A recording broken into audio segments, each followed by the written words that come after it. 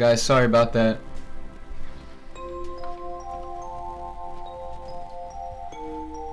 Okay, we should be back. Sorry about that. Hopefully everybody's still here. Nox, Insomniosis, Lunching Around.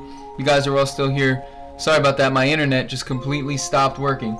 That was on my end. So I hope that you guys didn't miss anything in the conversation.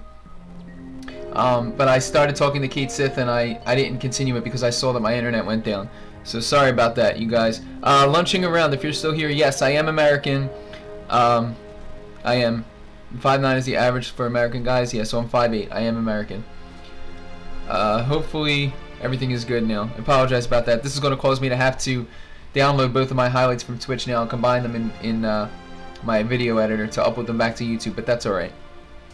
Okay, I wonder how many years it's been since then. I want to finish this conversation real quick before I go to work. Gosh, this brings back so many memories. Okay, so now we have to talk to Red 13. Long ago, when I was still very small, we were all around this fire. No, it doesn't matter. What's wrong? It's about my parents. When I talk of my mother, my chest burns with pride, and that's great. But when it comes to my father, my heart is filled with rage. No, I didn't see your message about Aerith. The last message I had before my internet crapped out was Lunching Around was saying, "Are you American?" 5'9" is the average for American guys, I believe. And that was it. So...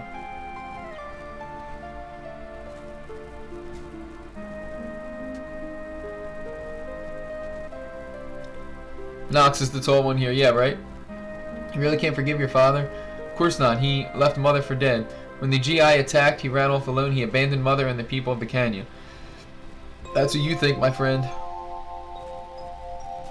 Come, Nanaki. There is something you should see. He's like, what? It's a little dangerous. Cloud, will you and one other accompany us? Yes, sir! I can't switch him around right now. Okay, cool. So let me see. Can I switch them now?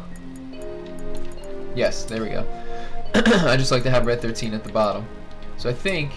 Hang on, let me check my materia. Yeah, everything is the way that I wanted it to be. Okay. You were wondering if the remake was going to add a path like that in or not. Oh, I'm sorry, I missed your previous message. Aerith has dialogue in the game past the point where she no longer goes around. If we tweak the game a little to force her in. Yes, I know that. Meaning at some point there may have been an alternate path. And yes, I have heard that as well. You were wondering if the remake was going to add a path like that in or not. There's like 3 parts. Yeah, the Great Glacier. There's a Great Glacier part. There's a part where she speaks again in the church. If you go back to her church, you can actually see a ghost of her in the church as well. And there's a part... It's like 3 parts. Yeah, I forget the other part, but no. I hope that the remake. Let me say this. My personal hope is that the remake does absolutely nothing like that. Of course, they're going to add in different gameplay elements and maybe add in additional story elements, but the previously existing story elements, they should not change whatsoever. They should absolutely not change anything like that, because it would be an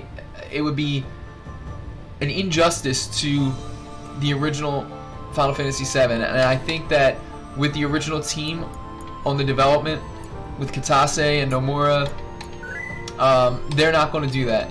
And maybe at one point in the development of the original game here in 1997, they had originally planned for Aerith to maybe be alive a little bit longer, or maybe they had a way that you may be able to bring her back in the initial development stages of the game to revive her. But I am 100% so happy, and I know I don't speak for just myself on this, that they did not include a way to bring her back.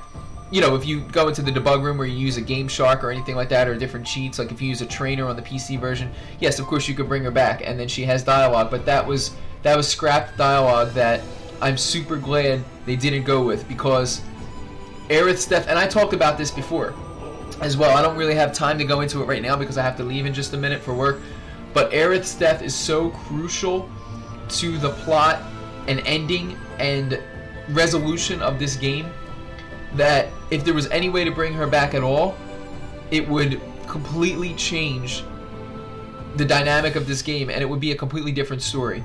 And I think that that would be super, super bad of them to do, to have something like that in the remake.